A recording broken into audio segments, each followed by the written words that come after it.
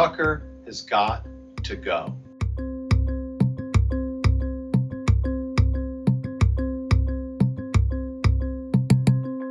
The ADL is the oldest anti-hate organization in the world. But what we saw happen last week really represented a new low.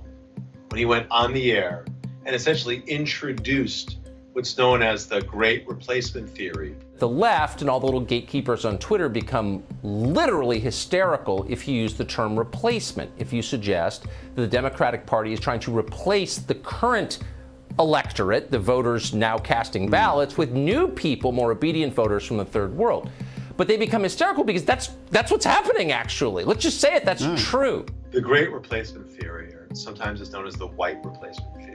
It's this idea, as it's propounded today, that there are a secret group of Jewish people who are manipulating events and seeking to overrun the United States with immigrants who might be Muslim or Mexican or Black people as part of a concerted effort to commit what they call white genocide.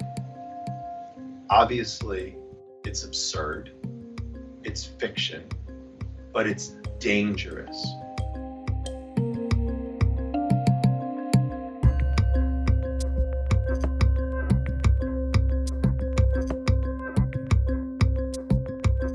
Proponents of this idea have been responsible for some of the worst extremist-related violence that we've seen in recent years, from the attack at the synagogue in Pittsburgh, where 11 people were killed in 2018, to the attack in El Paso, Texas, where 23 Latinos were gunned down in the parking lot of a Walmart, to the attack in Christchurch, where 51 Muslim worshipers were murdered at two mosques by someone, again, propounding this theory. And I think all of us have seen the clips, what happened in Charlottesville, Virginia. You will not replace us! You will not replace us! This all comes out of this toxic conspiracy theory.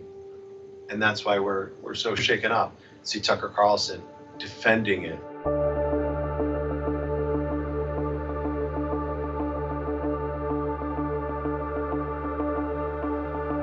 So what we're saying here is it's actually time for someone to be replaced, and that's Tucker Carlson.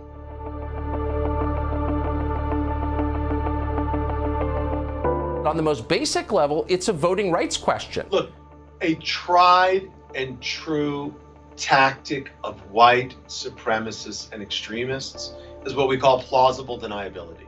They say that, oh no, but I didn't really mean it. They put it out there, but they do it in such a way that's sufficiently obtuse so that they think they can avoid, accountability.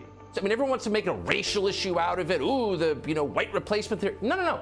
This is a voting rights question. Individuals like Tucker Carlson essentially launder this kind of intolerance and suggest they're legitimate political ideas.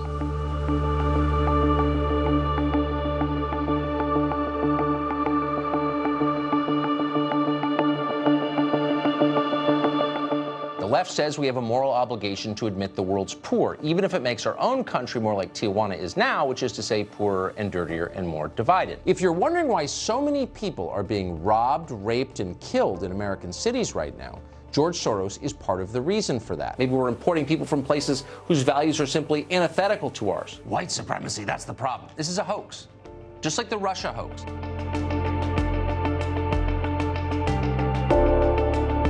I think what makes this moment different is the country has just had enough and realized that we need to adopt a zero tolerance policy on intolerance, especially when it's coming from people in positions of authority who, again, don't just launder this kind of hate, they legitimize it. I don't think we can afford to look away any longer.